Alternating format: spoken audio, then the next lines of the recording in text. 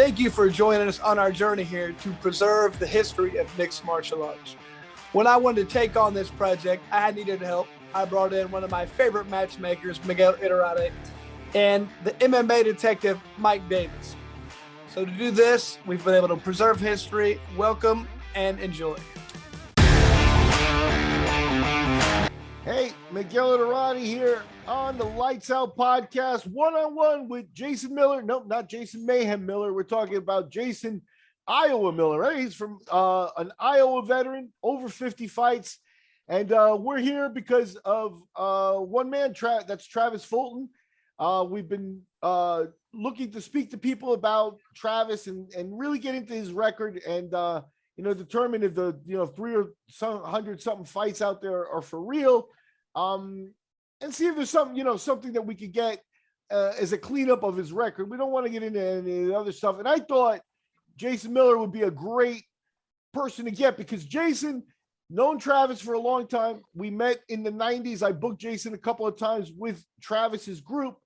And in addition to that, Jason was with Travis, but never really was one of the guys that he fought a bunch. It's not like you see Travis has 10 wins over Jason Miller in this particular case. So I think you guys fought once, at least on the big record. So yeah. We had one fight. So I think you got to watch a little bit more of the shenanigans and maybe give us a different perspective. First of all, Jason, how are you? And thank you for joining us. I'm good. I'm getting old, man. I work a lot. I'm a general manager at a huge pork plant here in Waterloo. And so I work a lot, so I don't do a lot anymore. Okay. And I understand that. And, back in the old days, we're going back to like the 90s. In 1998, I think you actually did one of your first actual MMA fights on a show I did in Hook and Shoot in Indiana. You came with Travis and his group. There were other guys there. Mark Jakewith. I remember Jakewith. The first time it was just me and Horn and a girl that drove us down there. The very first time that I fought when I fought Ken Parr. Okay, and that was part of a tournament. And that was like my 12th fight actually. I got you. Okay. I know if you look at the actual database, some of the dates are screwed up on there. But yeah, because I fought a bunch of times. I mean, I was with Travis at that time. He was fighting all the time. So I just kind of, hey, get me a fight too. And went along with him. Okay. So now you mentioned when you started this, you were young, you were in your teens, you had a kid. Is that kind of like the thing that got you into, the competition and stuff, but was it really just to make a little money in the beginning? It was all about the competition. I didn't care about the money. Okay. I mean, it wasn't enough money to, it was a couple $100 at a time. I remember I fought for the IFC. They gave me $1,000. I thought that was great. So it wasn't for the money. It was kind of more like an adventure,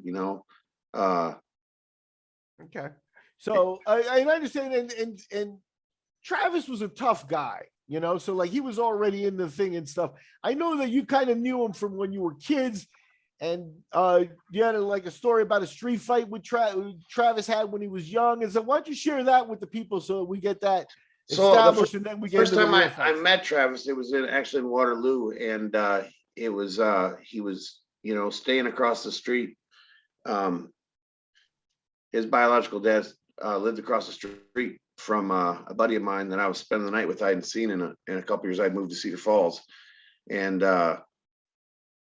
we met up with Travis. He was I think he was probably 12 or 13 that time.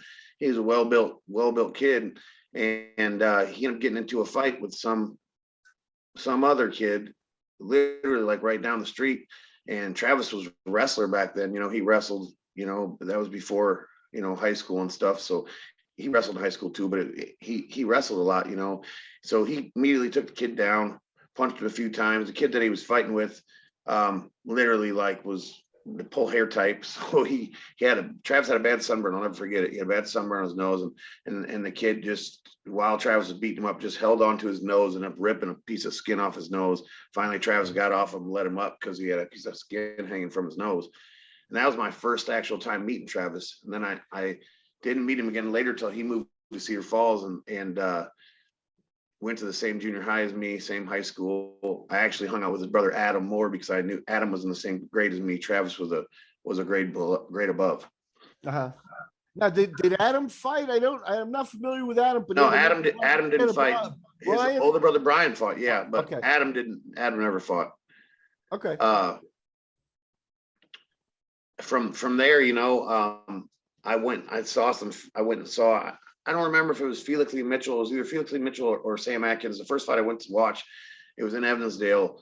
First live fights I'd ever seen. I'd watched them on pay-per-view and stuff, but and I watched some UFC tapes, but I went and saw him fight. There's also a couple other people that fought on that card that were from, Cedar Falls, Waterloo, that I was familiar with that fought. Jake was fought on that card. That was the first time I ever met Jake with too. And I watched the fight, and then I found out at this gym in Waterloo, it was called Cedar Valley Pro Fitness at the time. They had a Brazilian Jiu-Jitsu class, and I was really interested into that. Mhm.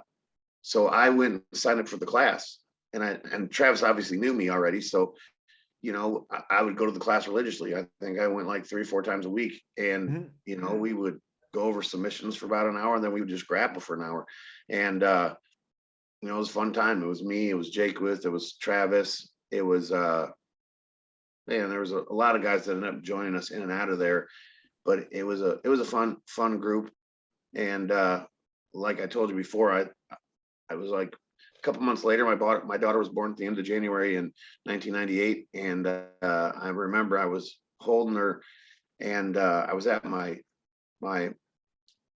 daughter's mom's house, and Travis got a hold of me, and I talked to him, and he was like, he's like, would you want to fight on this show I got coming up in April? And I don't think he thought that I would want to. And I was like, yeah, absolutely. So Mhm. I ended up fighting in that show. I armbarred the guy that I fought. I mean, the guy that I fought was like a taekwondo or a karate guy, so I'm going to be honest with you. I pulled guard. I armbarred the guy. The fight was over in like 30 seconds. Mhm. And that's how it started. I mean, it was like, as soon as I got my hand raised after that fight, it kind of was like a tick, something I wanted to do. Mhm. And I feel like at that time, that's, how it was for Travis. He just wanted to do it. He wanted to fight. I don't think he was fighting for the money at first. I really don't. I mean, the money was an added plus, but Yeah. when we first started, we were doing it because we loved it. Yeah, I mean, you're teenagers, and you're hanging out in the gym 3-4 times a week, rolling around. You build camaraderie and stuff. You talk about, Jake I know was a tough guy. You're a guy that was going to compete a lot, and you loved it. Travis was,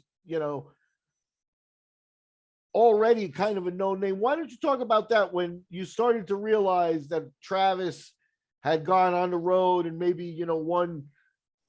So, like you mentioned, Felix Lee Mitchell and Sam the Experience Atkins. I know Sam. I used to live in the same town as Sam in Pennsylvania. But yeah, I remember the Felix Lee Mitchell. He's fighting a couple of guys there that were big names. When did you realize that he was bigger than just Iowa? Like, was it early on, or did he build that up? It kind of was, because we would go to these shows. Like, we went to IFC. I remember it's the first time I ever saw it. Well, first I watched him fight Dan Severn before I fought. His first fight with Dan Severn was a little bit before I fought. It was only like a month before the fight that I think I was fighting. And I remember that fight was it was brutal, man.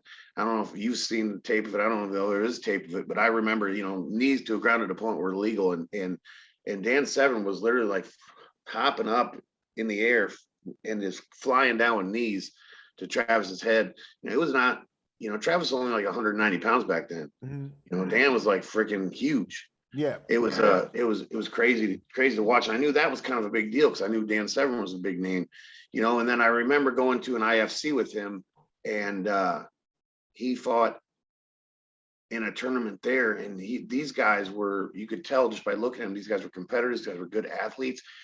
And I think it was George Allen, and then okay, he fought this big guy that was part of the Rico Chiapparelli team, Raw team, the Real American Wrestler team. Huge guy. It was weird because Jake was in the same tournament, and that guy stomped on Jacob's face to finish the fight.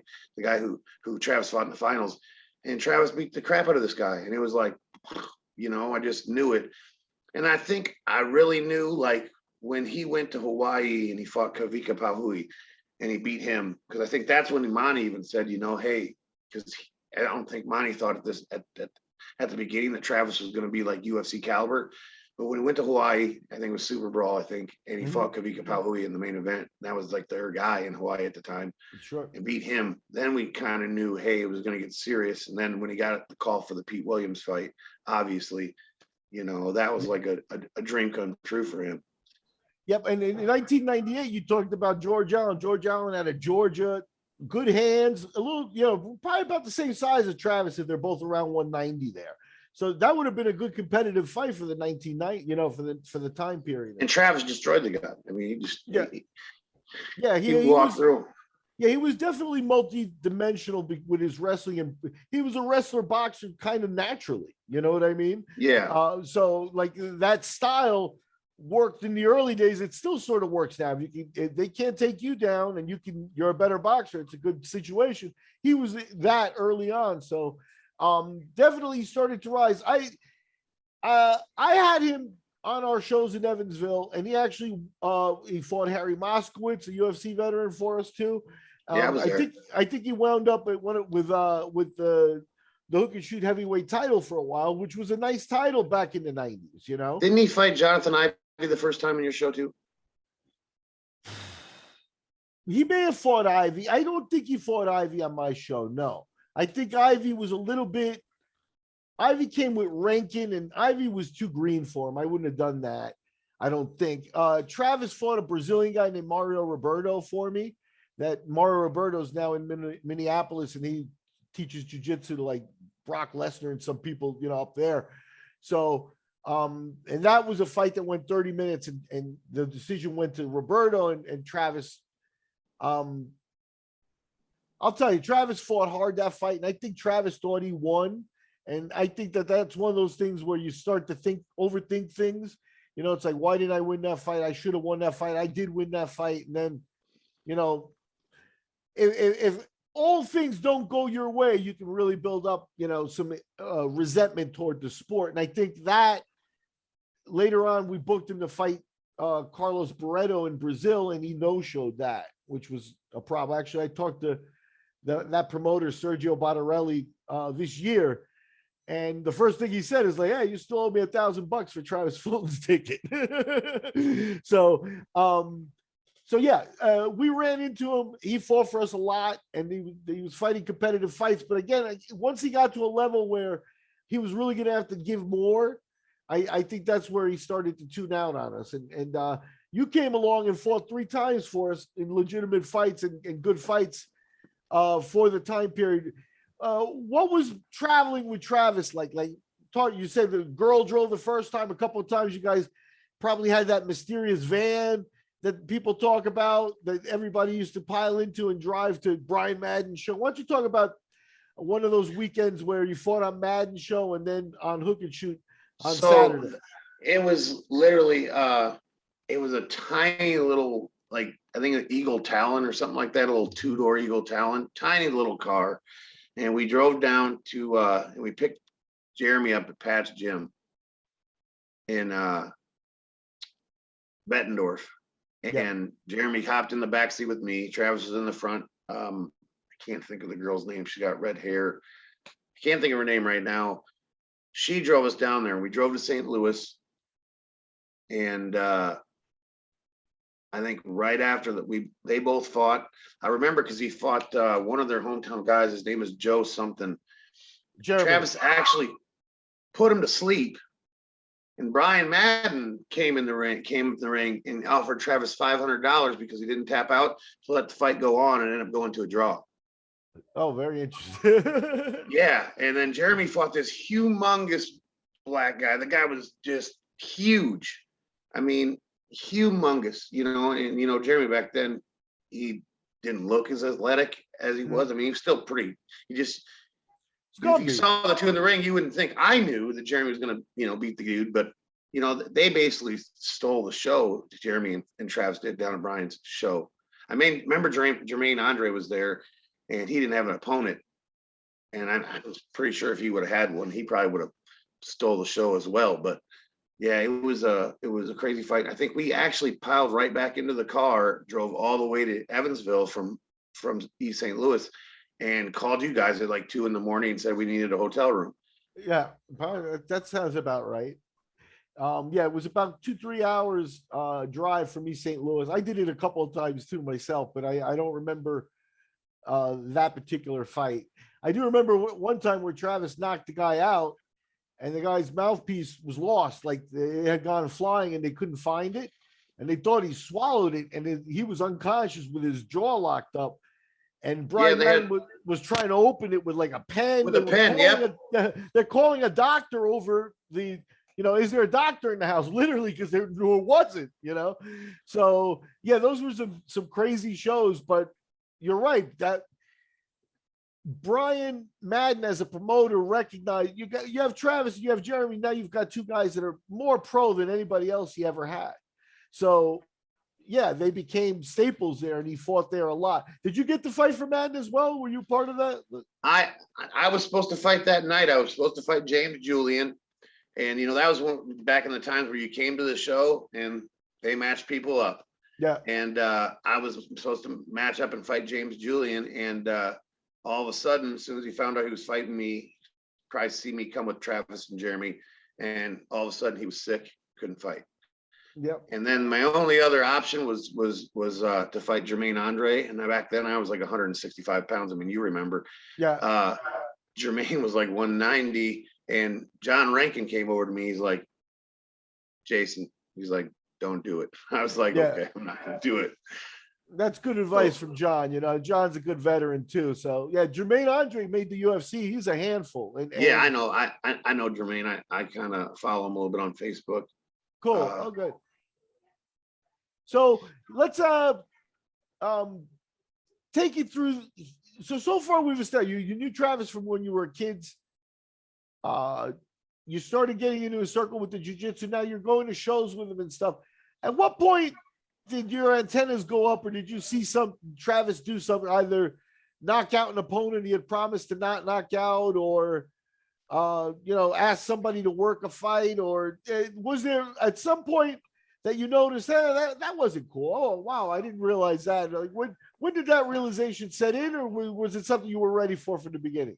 It was more like I think from my eyes, I wasn't at the the North Dakota show where Brian and Travis fought, where he had his previous interview. What I think a lot of it was, we would put on these smaller shows, and these smaller shows, Travis couldn't afford to bring an opponent of his caliber to him, so he would just find somebody, somebody that was a good wrestler in high school and wants to try it out, and he would fight those guys, And I mean, there was fights that I had where I knew the guy that I was fighting had no business being in the ring with me, but he kind of did the same thing. It was like putting on a show. He's trying to make some money promoting the show. The Cedar Valley Pro Fighting Association shows.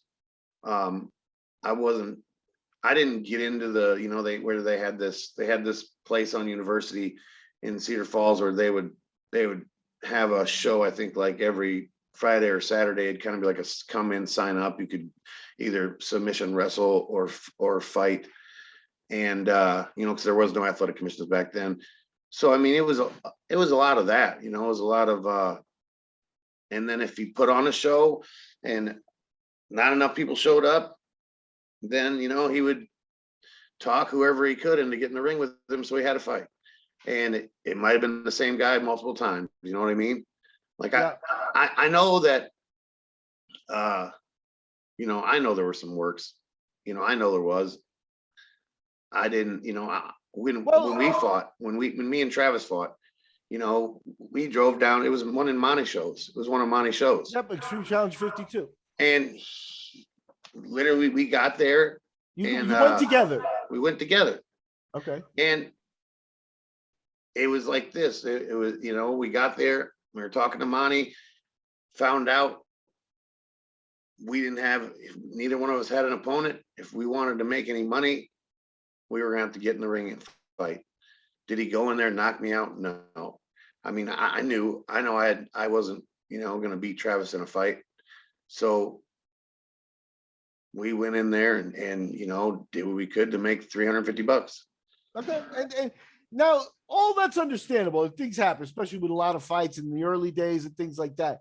Now, at what point did you realize that Travis was really into getting the fights put on his record, like on Sherdog and the databases on the internet? Because that's where I think, what happens in small shows happens in small shows, especially there. But I think him taking those shows, he made them legitimate by putting them on the database. And some of those fights, like you said, there may have been works or they may have been less than competitive. They wouldn't approve a commission. Where did that start to play in? Because Travis was really into record keeping.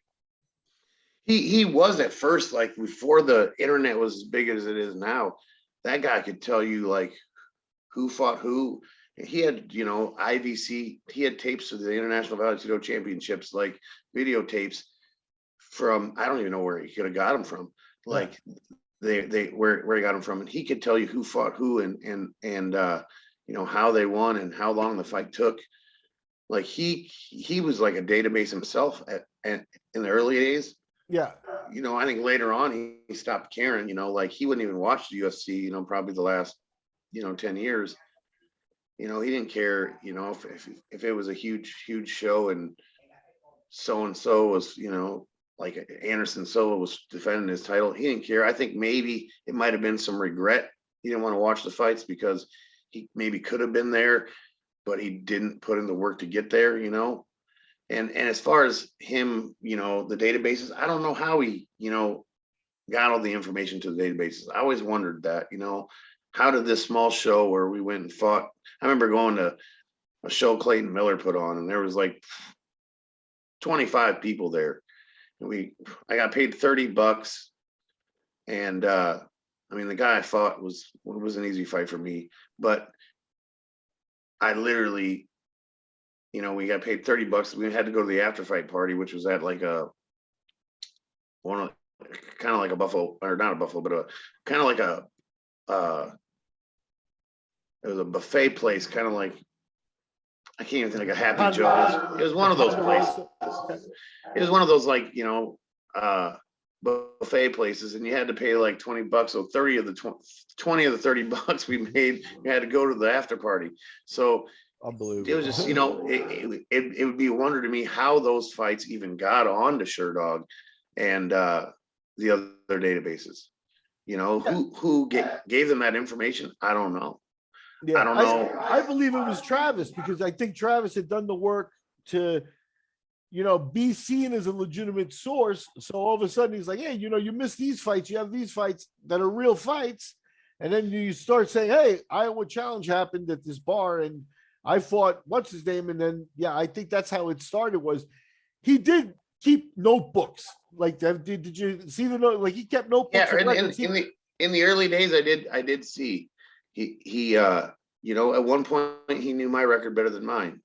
Yeah, better than me. I'll tell you one thing I noticed. I don't want to talk too much because it's like 2020 hindsight. But like what you said, he would tell you, hey, no, he beat him in 3 minutes and 12 seconds.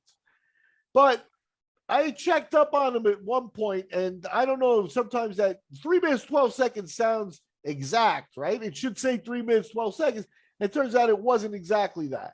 So I don't know, sometimes you can make up things, cover things and things, but he would present himself as a total record expert. And he always did from the early days. I think that became him feeding the databases. So that extreme. So I didn't know. I always wondered how they got that information. I don't know a lot about Sherdog. I don't know a lot about the Tapology. I know that they have a lot of my fights on there. I know they said there's some of them that they don't have on there. Sure. So I really don't know how he did that. I know, like I said, a lot of times, especially you get later on, a lot of fights where he fought guys that had no business being in the ring with him. Did they come there intending to get in the ring and win? Maybe, but should they have been in the ring with Travis Fulton? Probably not. Right, and that's where the commission's absence comes in, because you can make fights, but the commission should step in and say, that's not competitive. So you don't want to. It is what it is. There was no commission, and that makes it to be a free for all. Now you also you grew up with Travis. You hit the road with him a lot, and you did the circuit there with him. At some point, did he ask you to promote shows? Because he promoted with Chad Bergmeyer. I think Clayton Miller may have ran shows with him. Everybody, he would help and encourage people to run the shows. Did you ever try to run a show with him, and how'd that go for you? I tossed him a few grand to help promote some shows. I wanted to make some money, and I had, so I basically gave him $5,000 to put on some show, help to, join forces with him, kind of put on some shows and make some money. Well, we put on this show in Fort Dodge, and it was a good turnout. Definitely should have made some money because we weren't paying the fighters a whole lot, and there was a lot of people in the crowd. Tickets were selling for $20, $30. It was weird because he was like, you take care of the fighters, you make sure they get gloved up, blah, blah, blah, blah. These people will handle the door, and then so after we're done, I'm kind of like, hey, where's the money? He's like, oh, I gotta, gotta do all the whatever they do. I don't know if there's taxes. I didn't know a lot about promoting. So all I did was say, I'll help, Yep. And I'll throw down the money to help as well. And then we'll split the money. Well, after that show, he was like, so-and-so ran off with the money and the tickets, all the ticket money, who were at the door.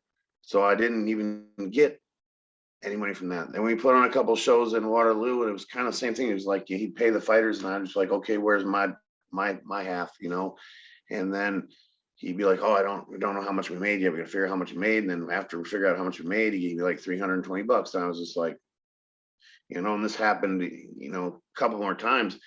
I got like freaking maybe $900 return out of my investment. So, that was the only real like shady altercation I ever had with Travis is that, I just felt like that was, I think he got me a boxing match, which I had no business boxing at the time because I wasn't even training. I never really started training to actually fight until like I came back to the sport in 2011 and did a kind of like a rerun, and that's where I actually went in and kickboxed for 3 or 4 days, grappled for 3 or 4 days, sparred 2 or 3 times a week. In the early days, like the only time I ever trained stand up for a fight was the fight I did for you. I trained with Russ for like a month and a half on stand up before I fought Henry Matamoros. That's the only time I ever even trained any stand up. But yeah, I mean, I got on the promotion end of the deal, I got screwed that way big time. See, there's stories of Travis doing that to a few people. Do you get the feeling, or have you talked to other people without, you don't have to mention names, but was that part of his, like if he got you for a few $100, he got this guy for a few $100, he got this guy here, he got this guy here, he's probably making decent money ripping off the circuit in Iowa. Is that what how you would? I don't know if he did it to anybody else. I just know that he was a very close friend of mine at one point. I mean, at one point we lived together. I got in some trouble with the law. I don't know if you remember that. I went away for a little bit. I basically, after a fight, the cops came. I was 19 years old. There was marijuana in the house, and I had a .22 rifle that my dad gave me when I was a kid, and I got sent to prison for 10 months for it. Yeah, guns and drugs. It's not. Yeah, they make it look bad. Today it would have been probably like a $50 ticket, but he at that time, he said, I didn't feel comfortable in the apartment that I was living in, and he, took me and let me live with him. But on the promotion end of the deal, I don't know if it was more than me. I just know it was me, and it just wasn't cool. It wasn't cool that I was actually trying to take some money that I put together to make money, because I didn't have a lot of money at the time. Sure. And I didn't get back what I should have got back. Yeah, no, and you kind of did it with trust, a handshake deal, and yeah, just hand him cash. So it's kind of crazy. Yeah. Did you ever see him do any of the like double cross the guy he was fighting, or tell him, hey, I'll submit you with an arm bar and knock him out? Because that's a story that that also that's another not cool thing to do to a guy. Like, did he ever approach you about doing a work with him? Like I said, the fight that we did was pretty much a work, man. I'm not gonna sit here and lie to you. I knew, we were friends. We both knew that if we got into a fight, we went in there against each other, he was gonna win. So he didn't do that to me. We stood up and fought for a little bit. He took me down. I was in my guard. He passed my guard. I gave him my back. He choked me out. And I got paid $350 for it. But with the other people, I mean, I'm sure we talked about the 8 fights on his record, and then him being the best man in the guy's wedding. So yeah. Well, that was Prazak. What's his name? Yeah, Rory Prazak. So, in other words, so he's got Rory Prazak. He has 8 official wins on his Sherdog record against this guy, and he was the best man at his wedding. Yeah. So, talk about Rory as a competitor. Did you ever fight him, or what was going? Was that straight? I trying never to make money, or what was? I never fought Rory. I feel if I did, I would have beat him easily. I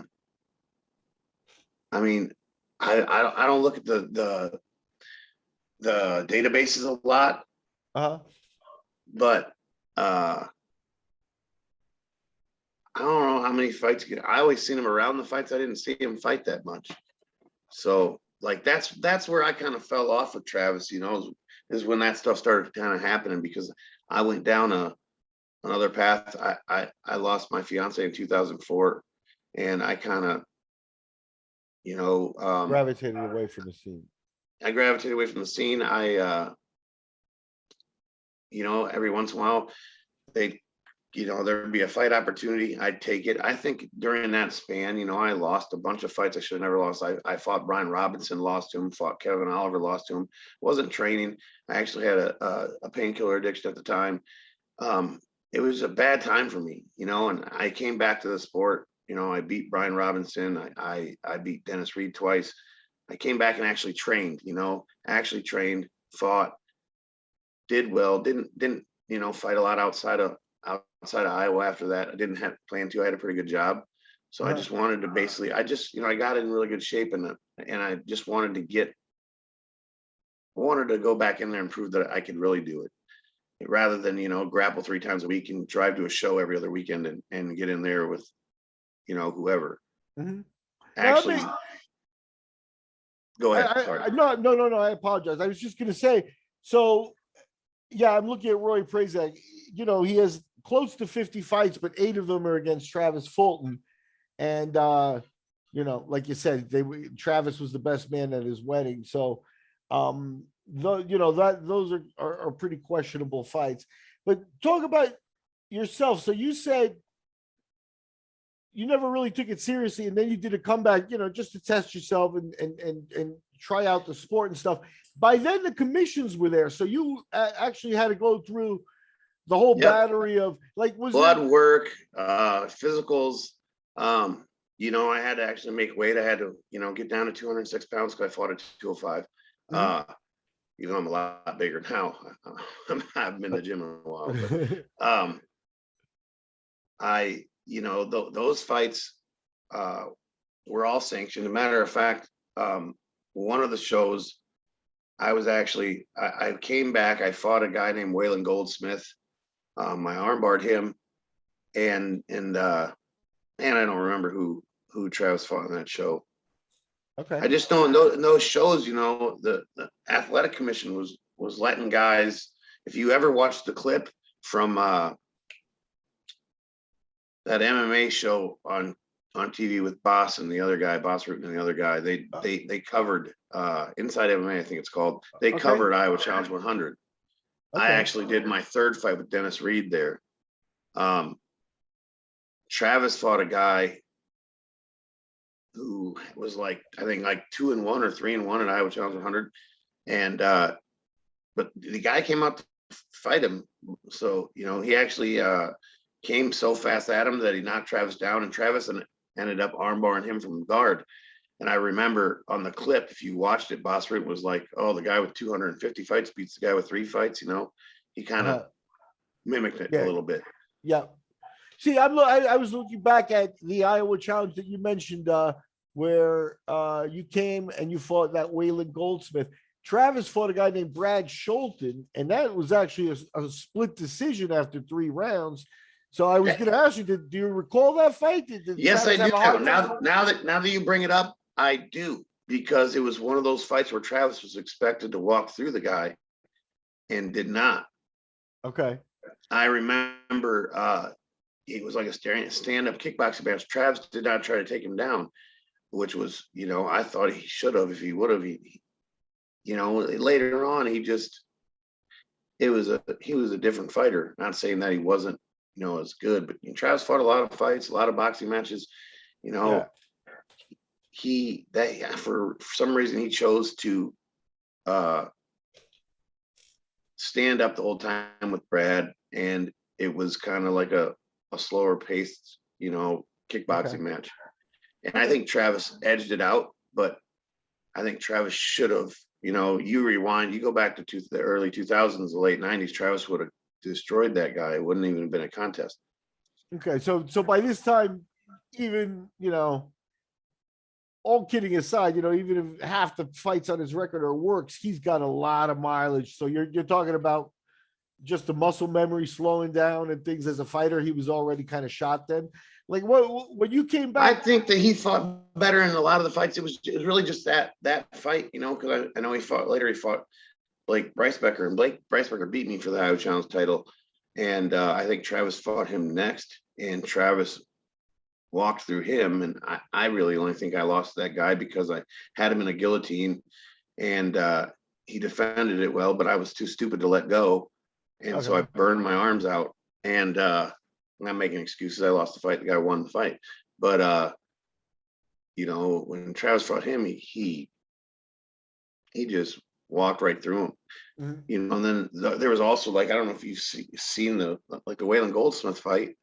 I think you watched that fight with Travis and Waylon. When Waylon fought me, he came to fight, man. He came out throwing punches and kicks. He picked me up, took me down. I had him in like a triangle. He picked me in the air, kind of like the Matt Hughes, Carlos Newton, slammed me on my back. Mm-hmm. When he fought Travis, he came in there real timid. And I think that some of those guys, that's what happened too. Some guys came in defeated before they won. Fighting is mental, very mental.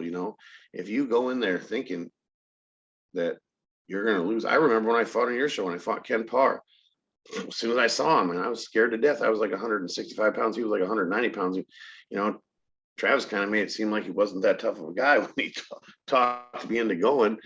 So I think there's some of that aspect too. But I think in those shows later with the sanctioning, the Iowa Athletic Commission, was not super strong.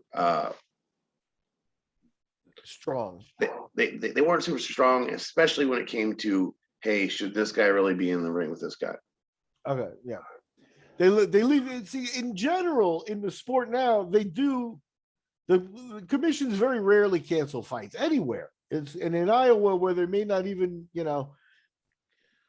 I think there is a good spot where perhaps Travis's reputation also is one of those where the Iowa people didn't, want to tell him he didn't know what he was doing, matchmaking or whatever, because he did kind of know what he was doing, So I don't know. It just seems like a strange situation. Let me ask you, you said you boxed. Talk about the boxing connection with Fulton and how he carried you over there and stuff. And even in boxing, was there no commission in Iowa? Did you not have to deal with a commission in the boxing thing? I went, I was a submission guy. I probably could have done better. I probably could have beat the guy that I boxed the first time.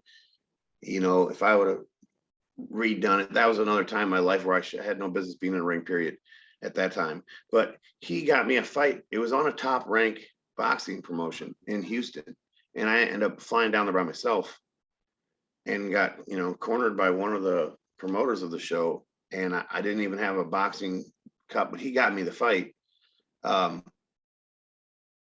He got me the fight, and you know, I even though I hadn't been in the gym at all, I probably shouldn't have been in a boxing ring with anybody.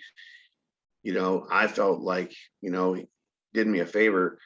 You know, they gave me a decent chunk of change to go all the way to Houston and fight a big old Mexican guy, and I just had no business being in a boxing ring.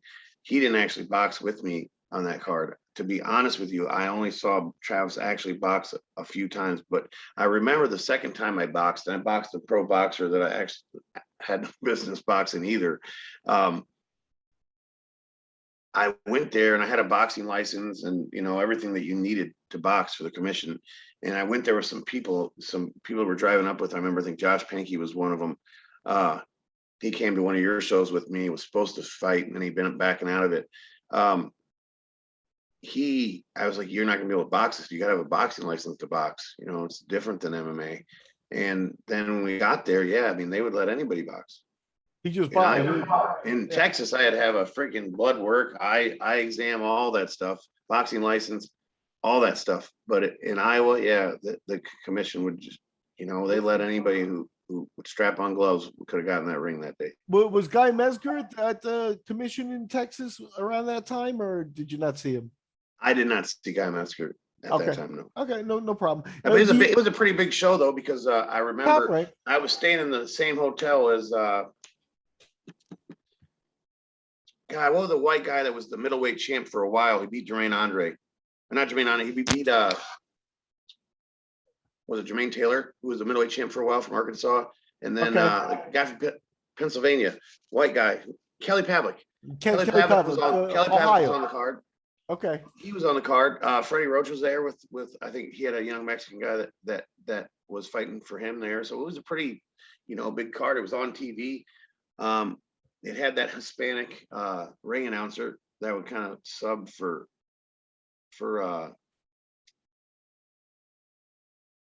Michael Buffer. Is it Ray Flores or? I'm looking up the event now. It looks like Kelly Pavlik fought Vincent Harris. And yeah, it was in Houston. It was on a Spanish TV channel that you could get in the lower part of the United States, like Arizona, Texas.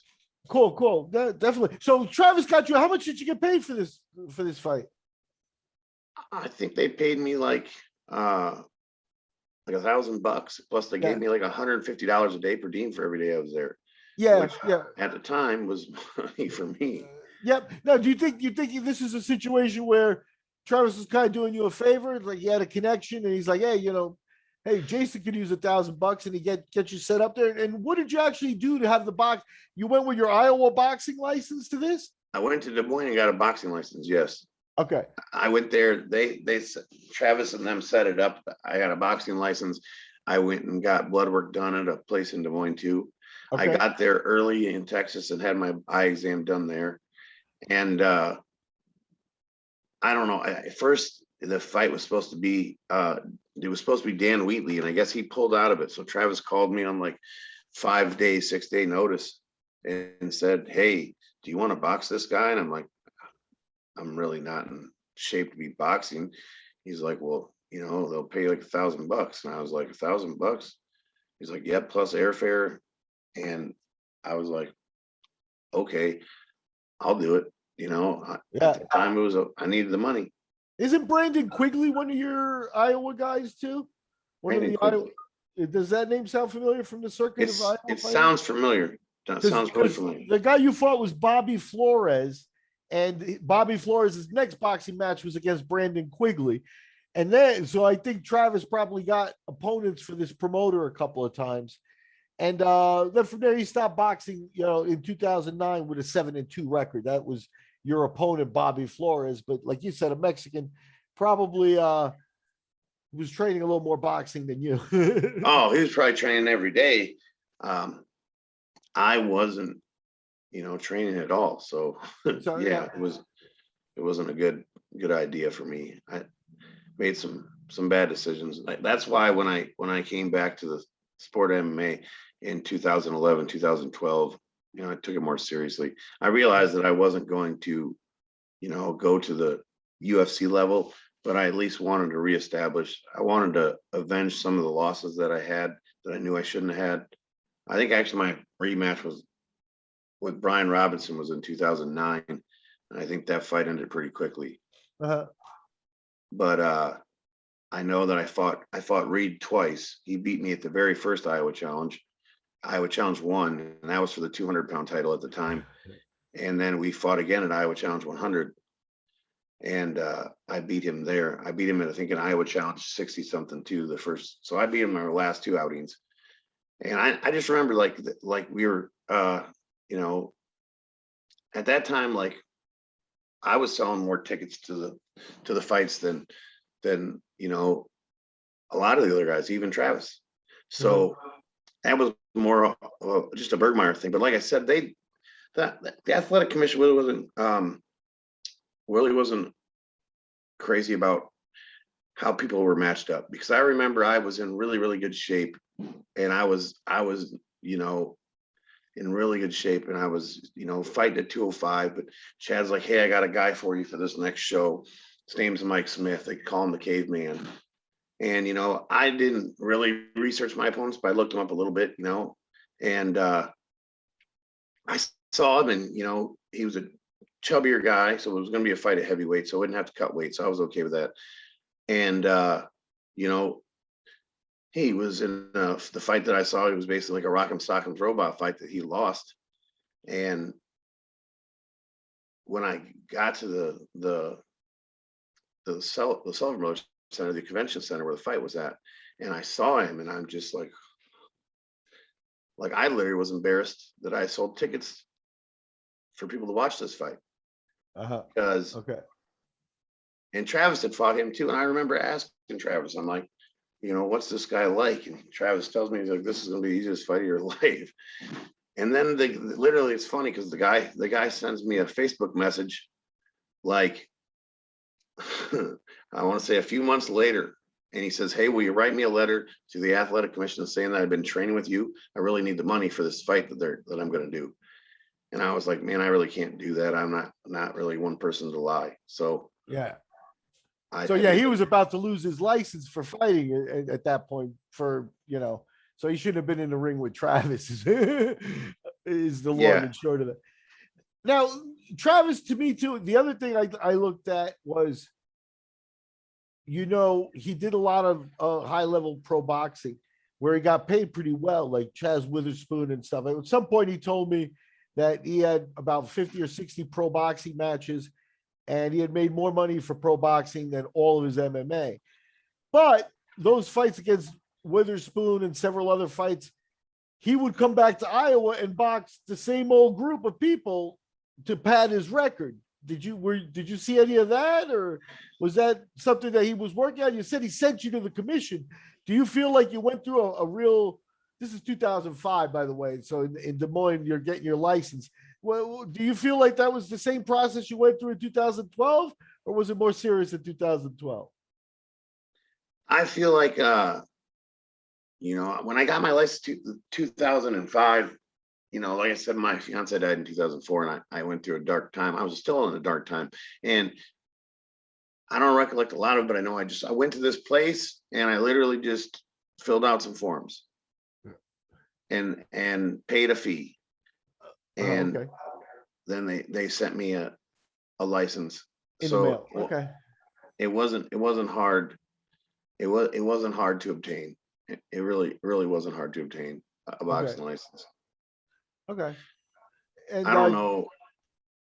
Go ahead. I don't know how it works in other states. I mean, it's kind of like even in Minnesota. I mean, you can apply for a license to fight in Minnesota online. Yeah. I just know that I know one time there was one of the last Iowa challenges that they had. I was fighting for the title. I was the main event on the card. I don't even know if Travis fought on this card, but I was the main event. I was warming up for my fight, they had one of our locals here who actually moved to Florida to train and was going to fight full time, but I think once he got down there with the killers that were down there, because I think he went to the Black Zillions, which is now I think like Spartan MMA. He changed his mind, but he decided to stay and live there. His name was Roy Jones, not the Roy Jones, the boxer, but Roy Jones from Waterloo. And he was a real good Taekwondo guy, and he had some success in MMA too, in the locally in Iowa. And so they brought him up to fight as the co-main. Well, the fight right before the main and the co-main, we didn't actually get to fight because Nicholas Bartles, who was a Waterloo kid, fought he was the third from the end. He cut the guy open, and the athletic commission found out that the doctor of the show had been drinking. And that was the first time I seen the Iowa Athletic Commission do really anything. They shut the whole show down. And I sold like $10,000 worth of tickets to that show. Ooh. And, Chad promoted that show, and they were supposed to give everybody a ticket to the next show. Well, they ended up having one more Iowa Challenge, but it wasn't promoted by Chad because he couldn't put another show on in Waterloo because he'd have to give all those people a free ticket. It wouldn't have made any money. Yeah. So, yeah. So it's still, even with the commission, they stepped in and they did the right thing, maybe with, you don't want a drunk doctor, right? But still, it was still the Wild West there. You could do what you want. Yeah. I mean, I don't, besides the fact that you had to have blood work, and then, they signed off on your gloves. Yeah. Do watching wraps. And did they collect this? Nope. I don't feel like they did. There was much difference. It literally was they signed off on your gloves, and they had the physical forms that the doctors did, and you had to have recent blood work, and I think that was it. That's cool. Okay. Well, we're coming up on a little over an hour, Jason, and it's definitely been good catching up. I think what we've done here is we've just really gotten into some of the details of how the world was when Travis operated, how you get to 350 fights, and how some of them, are questionable or whatever, but they are what they are. At the end of the day, no one's going to take, he got paid, he made his money, he made his living. That can't be taken away from him. But I don't know that the record should stand, because some of those sound like less than fair competition. I think you yourself said it. It's like after 2012, when you came back to really, prove yourself and be in the sport, that's different than that fight at Extreme Challenge 52 with Travis. The mindset, like you said. Totally different. Yeah. Why don't you close with that? Like, when you were with Travis and you knew he won, why don't you close with whatever you want to say about Travis as we wrap up here? Well, I think, they talk about the databases and stuff, and I think that, early on, Travis just loved to fight and wanted to fight and would fight anybody. And he didn't care if he knew he would beat him. He just wanted to fight. He would fight everybody. He would get in there with a Tom Sauer, Tyoshi Kosaka, Heath Herring, but he'd also get in there with guys who never fought in their lives, so kind of like Jeremy said, it was more quantity over quality. He just wanted to fight and fight and fight and fight and fight. And I remember there's some fights that are not on the database. We used to go to Coe College. We'd meet at Coe College. It's in Eastern Iowa, and we'd meet other guys there, and we'd go in the wrestling room and we'd have like round robin tournament fights that aren't even on the databases that were unsanctioned. A couple times people got hurt, and then I think later on, he would put on these shows, and he wanted to be on his show, and he'd bring in whoever he could to get in the ring with him. But he didn't want to pay him a lot of money, so he's like, hey, Brian, fight me again, or Sean Nolan, fight me again. You know what I mean? Like, that's what I think it was. I don't know if his intention was to pad the databases or to try to make a little money as a promoter/fighter. But again, I don't know who was giving the information to the databases. Yeah, no, I understand. I'm going to assume it was Travis himself because of his interest in records, and because at some point, I do think that the Iron Man, when he became the Iron Man by nickname and started being known, because in 1998 he wasn't the Iron Man. You know what I No, mean? But he didn't have a nickname. at some point, that was a little bit of a moneymaker for him. Like he could, like, you know, hey, I'm the busiest fighter in the world or whatever. And that would make him some money in some way, or at least he thought it would. And that was his niche. So I think he was very proud of that. But I don't think it's fair, because I think, you know, if you count Jeremy Horn's legitimate fights and Travis' legitimate fights, there's no way there's 200 fights difference, you know? Yeah, that's the thing. It's the level of competition. I mean, you go back to those days, and yes, there were some works. You know, Dan Severn was known for it. Pretty sure him and Travis did one. Pretty sure it wasn't Travis's idea at the beginning. Travis was probably just there to make some money. Same thing with our fight. I'm pretty sure we didn't go to Iowa Challenge 52. I'm pretty sure he didn't call Monty and say, hey, I'm going to bring my own opponent. I'm pretty sure that didn't happen. Me and Travis were close. I know that we got there and we were kind of both like, you know, back then it was like you showed up and you didn't know who you were going to fight, but you fought. You know, you didn't even weigh in. It was just like that. And I think it got to where he had matched up who he had matched up, and then it was me and Travis left over, and you know, we weren't selling tickets in Davenport or wherever we were at. Yeah, Monty did you guys a favor, actually. Yeah, if we wanted to make any money, it's like, you guys get in and fight each other. The other situations, you know, the Dan Wheatleys, the Brian Robinsons, those guys had different interactions with Travis than I did. And you know, sometimes the one thing I will say, sometimes I feel like if Travis was going to fight an uppercomer later on, like between like 2004 and 2010, the fights that I took, I probably shouldn't have been fighting. But Travis, I think at some time, like he had me go up to North Dakota one time and fight Chris Tucker. And I think he fought Chris Tucker next. I think he just wanted to like use me as a test to see, hey, should I fight this guy? I felt that a little bit. And then the promotion thing, you know, that didn't sit with me. It's still never sat with me too right. Yeah. You know, other than that, losing $5,000 is nobody likes to lose $5,000, not even real rich people, but you know what I mean? Yeah, $5,000 and you get a $900 return. Yeah, it's not cool. But I really think that, you know, a lot of this is if you took off those, you know, I could probably go down his record and tell you, you know, this was probably shouldn't be on there. But you still add up everything that the fights that were legitimate, that, I mean, legitimate in a sense, the guy came into the ring, you know, thinking that he had a chance to win, even though he probably didn't. Then Travis had to work cases, in some cases. So I don't know. I'm kind of mixed up, but as far as level of competition, you know, Jeremy to Travis, it's night and day. Yeah.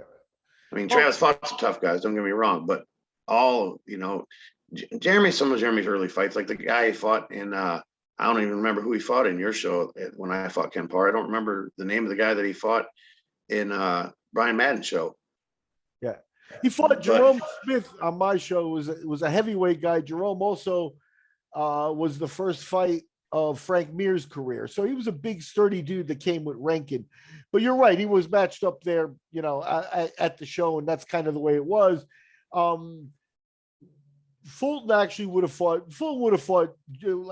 more to your point, Fulton would have fought Jerome Smith. You know what I mean? It didn't matter to him. He was a tough guy, and he would take those fights at that point. Just in that case, it didn't happen. But I appreciate your time, because I think you've done a great job in letting us see kind of how wild it was in Iowa. You know what I mean? Because a lot of it, like you said, hey, we used to do fights in the gym at this college that aren't on the record. We used to do this and that. And there was just so many of them. And he was so involved with Chad Bergmeyer's show and with other people's shows that you could just see things kind of getting out of control. And I don't think we're ever going to get the full picture. Huh? I mean, yeah. I mean, like I said, I was kind of disconnected for a period of time. And I've heard, you know, that, you know, I've known Brian for a long time. I've, you know, it's like the fights where people went and signed up, you know, and you know, people were drinking beer and signing up and getting in the ring. Should those be on a database as a professional fight? Probably not. Yeah.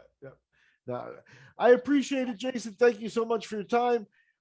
We are the Lights Out Podcast, looking into some of the career of Travis Fulton, and in this case, getting into the career of Jason Miller, another 50 Fight Club member, an interesting career at a level that's a little bit lower than the UFC, but definitely, guys, he said something that every fighter says. It's a mind game. It's a mental game. So you got to respect these guys, especially because they put in the miles for really no money and no love. So, Jason, thank you very much for your time. And, any final words as we sign off?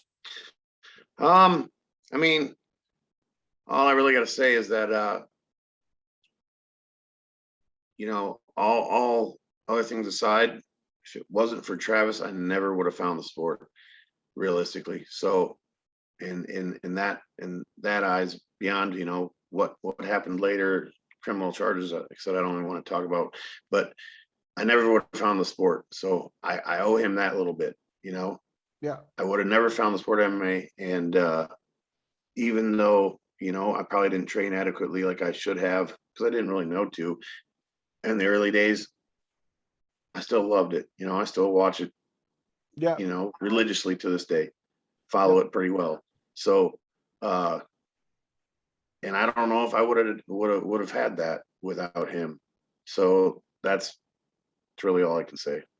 No, we appreciate your time, and it's something that if anybody else from the Iowa scene or anybody wants to talk about it, give a different perspective, or reiterate some of the stuff, get a hold of us here at the Lights Out Podcast.